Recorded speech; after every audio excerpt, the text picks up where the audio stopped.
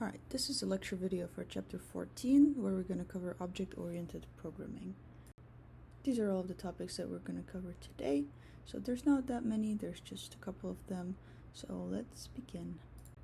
So in general, there's only two ways how you can program. First way is procedural programming, and it is a really early method of coding. It was done way before object-oriented programming was created, and it was just a way to write programs without making them too complicated. However, procedural programming focuses on just writing modules. Think of chapter where we covered modules. So imagine your whole program, it just consists of modules and nothing else, variables and modules, that's it. So whenever your program gets larger and more complex, when you have to write big programs for big corporations and big projects, just procedural programming is not enough to finish whatever task is in front of you. So that's where object-oriented programming comes in. This is a newer method of coding, and everything that we do centers around creating objects and creating methods for those objects. And we will focus on this in a little bit, but just think of object programming as instead of just creating procedures, you are creating an object, and that object will have both variables and procedures that belong to that object, that will have the same characteristics, that will somehow relate to that object. So whenever you see OOP in any of the textbooks or on any websites, that's just an acronym for object-oriented programming. So object-oriented programming is what we will be doing when it comes to Java. There is not so much object-oriented programming in Python. However, we will focus on object-oriented programming fully when we enter the Java course. But what is different? Why would we use object-oriented programming versus the procedural programming? Well, because of, first of all, data hiding, and second of all, encapsulation. Now, encapsulation, that's what happens when we combine data and our modules, which are variables and functions. We combine those two into a single object. That's what we call encapsulation. And when it comes to data hiding, that's what happens when we hide certain areas of one object from any data and any code that is outside of that object. And you will see in a little bit why that is so important. And another benefit when it comes to object-oriented programming is that you can reuse your objects. So once you write an object and all of its data fields and all of its methods, you can easily reuse that object in other programs. You don't have to write anything new. You will just have to copy and paste that object into your new program, and it will work exactly the same as it worked in your first program. Another thing that is being introduced with object-oriented programming besides object is classes. Well, the easiest way to think about classes is it is a blueprint for an object. So if you think of a house, there is a blueprint for a house.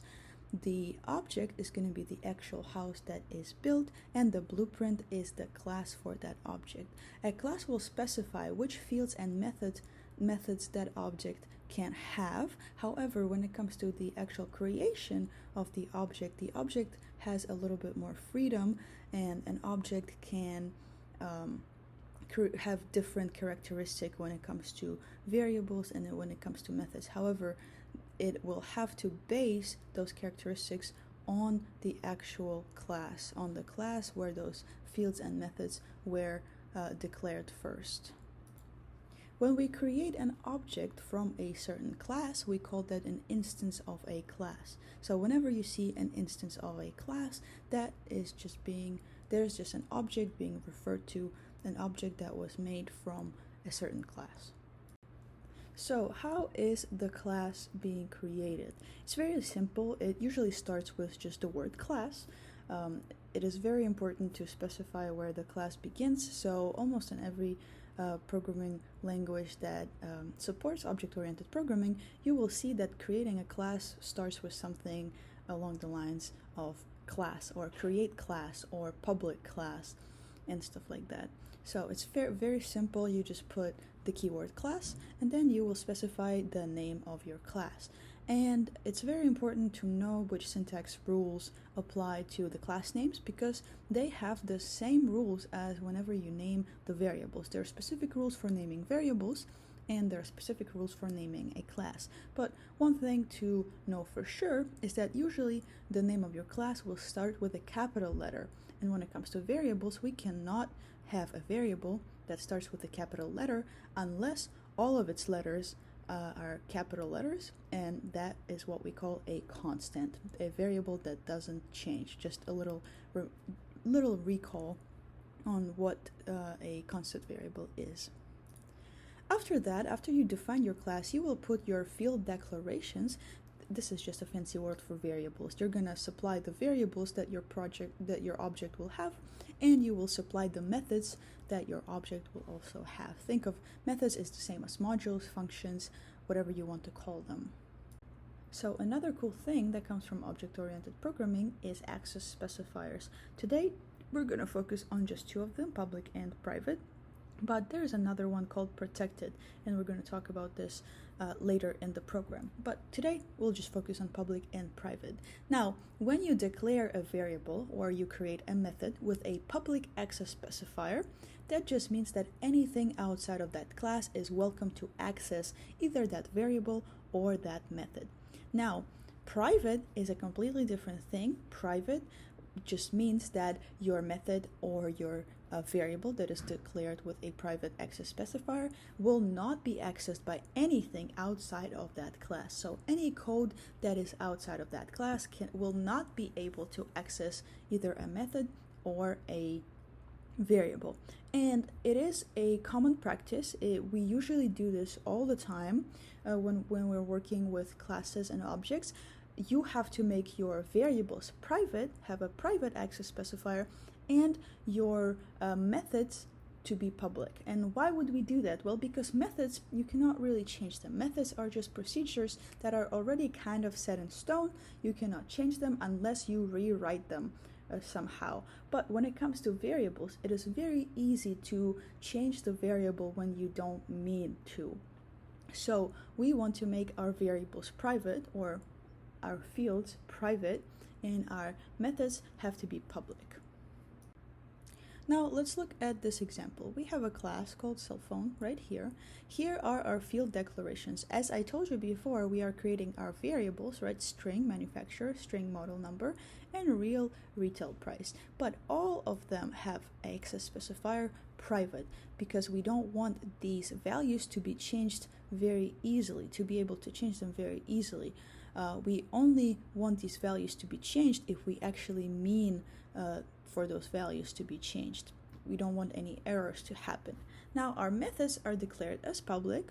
On this page there's only two methods, but there's a couple more on the next page. So we are creating a method called setManufacturer, which will accept a string, and then it will set that string to whatever variable is right here, manufacturer. As you can see, setManufacturer equals whatever the user will specify right here. And again, we are doing this so the change of variables is intentional. This is a big thing when it comes to object-oriented programming. Everything has to be intentional. There will be no errors when it comes to setting these values, setting our fields. We also have another method called setModelNumber. It does the same thing as the first method that we just looked at, but instead of setting the manufacturer, we are setting the model number. Let's look at the next ones. The next one is set retail price. Again, same idea. We're just setting the retail price, intentionally setting the retail price. And the other three methods that we have will just return whatever is being stored currently in our variables. In this case, we are returning whatever is stored inside of the manufacturer variable. Then the second one is the model number, and the third one is the retail price. Now, another thing that is useful, the way I like to look at methods that we are creating within the class is as setters and getters. These methods, you will create them every time you are creating a class. As you can see, here's the word set, here's the word get. So all of these, the last three that are returning something for us, that's what we call getters, because they're getting some sort of variable for us. And the setters right here and on the previous slide, we're calling them setters because they're setting the value for us. Another cool way to differentiate the two, and just to have a reminder in your head when it comes to creating a class, every time you are writing the definition of the class, you will think about setters and getters, and you will know that you need to create a setter and a getter for each of the fields that you are creating within your class. Now this is just a slide for a little recap. So the fields are defined as private to ensure data hiding. Again, we just talked about data hiding, so we've created our fields and defined them as private just to make sure that nobody else can access them unintentionally and change the values unintentionally. Then the methods are public, so they can be accessed by anything outside of the class, and intentionally set those variables to a specific value that it needs to be set as. And then also the modules, when the modules are being called, a string is being passed into a method, or a real number is being passed into a method, because remember we had two modules that were setting strings and one module that was setting a real number, such as the retail price. And then when the get modules are called, they will just simply return the value of whatever is being stored inside of the private field. Again, setters and getters. Now, this is what we're looking at right now. This is our main module. This is where we will be actually creating our object. And whenever it comes to creating objects, you will have a class somewhere separate. Usually it's even stored in a separate file. And then when it comes to creating an object, it will be created within your main class or main module. And you will be creating your object in a separate file. Usually it is a separate file. So on line 4, what's happening right here is that we are creating a variable. We're creating kind of a placeholder for our future object. It is called my phone. It will have a type of cell phone. Now on line 9, this is actually where we are creating the new object. So our object, it's very simple to create an object. We are just setting my phone to be a new instance of the class cell phone. Remember, a new instance is just a fancy word for object. And after that, we will be actually using our setters to set values that we want this object to have within its fields. So for the manufacturer, we want it to be Motorola. For the model number, we want it to be M1000, and for the retail price, we want it to be $199.99. So it's very simple. As you can see, all that you need to do is just put the name of your variable that is holding the object. In this case, it's my phone, and then you need to put a period and whatever method you want to use. In this case is set manufacturer, and then just follow the syntax of that method. So set manufacturer will only accept a string, so we have a string right here, Motorola. The same idea with the model number, and for retail price we are not passing a string, we are passing a real number or a floating point number. So after these 3 lines execute, 12, 13, and 14, our object will store these values within its fields. So manufacturer will be equal to Motorola, model number will be equal to M1000, and retail price will equal to $199.99. Now we can also display those fields that we actually just stored. And lines 17, 18, and 19 are just a way to test our getters and see that everything is working correctly. In this case, we are using the getters. Again, these parentheses are empty because these we do not pass any values to these methods. These are just the getters. They return something to us. We are not giving them anything. They're returning values to us.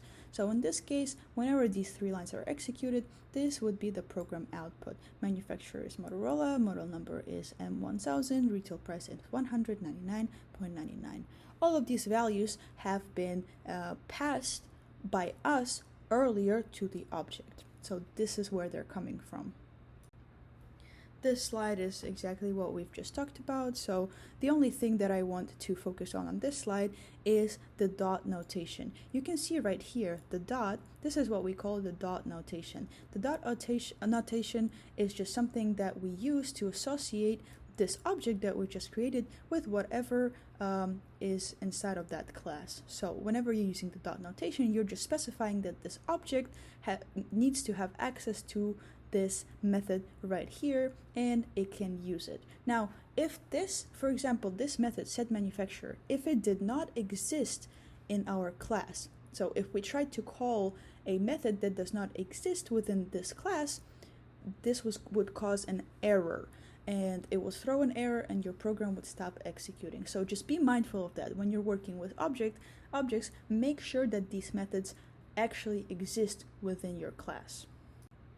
Another thing that exists within object-oriented programming world is a constructor. Constructor is a method. It is called automatically every time you create a new object, and what it does, it just initializes your variables for you. Now, if you do not have any default values that you are providing your objects with, these fields will be equal to 0 or null. However, I will show you in our other class, I think is in Java, we will be writing our own constructors, and you will actually learn how to write a constructor that will initialize your values, your variables with certain values, and how to write a constructor that will just put default values into your object.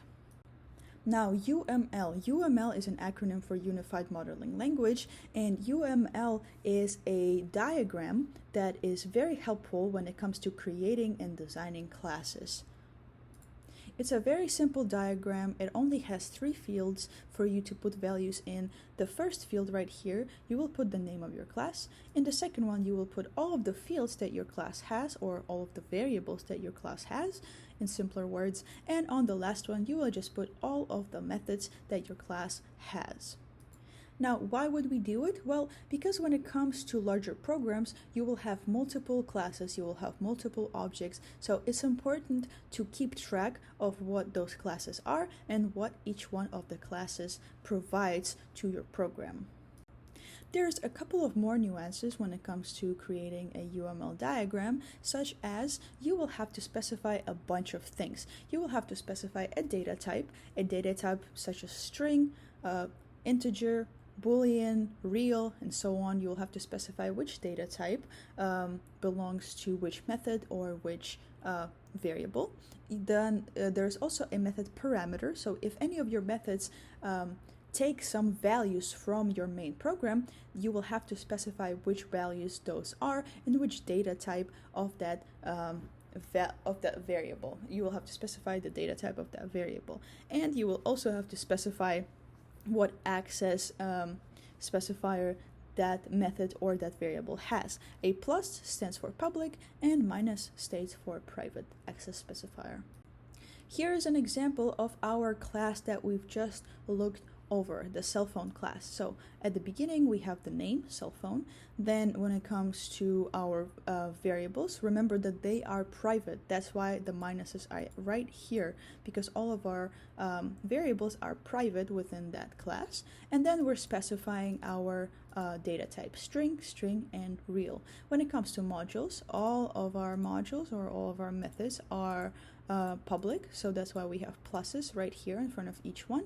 And then we have the names. This one is a constructor. This is the default constructor. We haven't wrote it yet, but it will automatically call itself. It will automatically create this constructor every time you write a class, so you don't have to do anything. There will be a constructor created for you already. Beauty of programming. And then you will have to specify for each of the methods, you will have to specify if you have a parameter, in this case it's manufact, mode num, and retail, which data type that variable has, that parameter has. And then for the return methods or for our getters, you just have to specify the return type of that method. So fairly simple. Now there's only 2 topics that are left for us to cover, which are inheritance and polymorphism. Inheritance, it's just think of it as creating a class that extends a certain class. In this example, we have insect.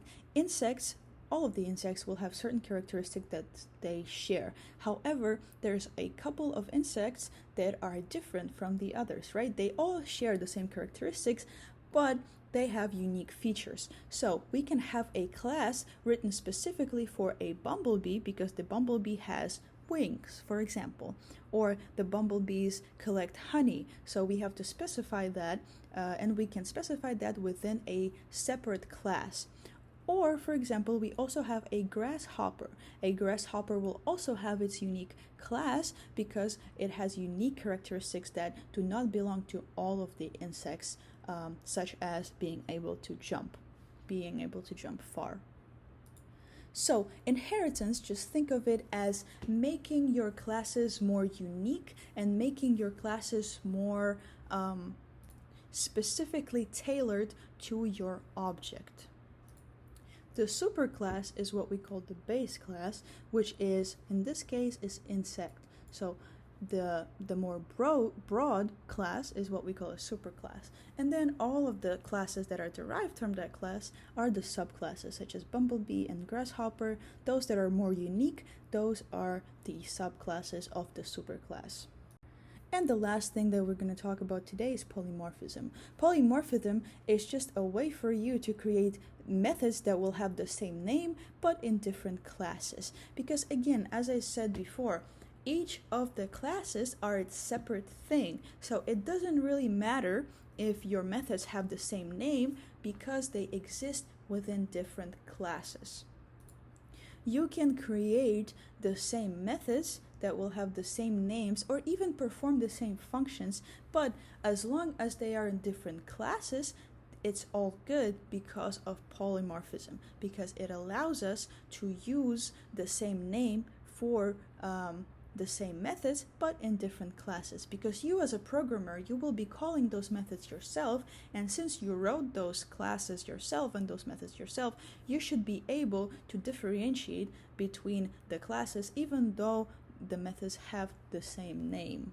So instead of creating methods that will have, for example, different names, such as, for example, if we have a method called walk in one class, if polymorphism didn't exist, we would have to create walk1 in a different class. But luckily, we don't have to do that because of polymorphism. You can create methods that will have the same names as long as they are in different classes.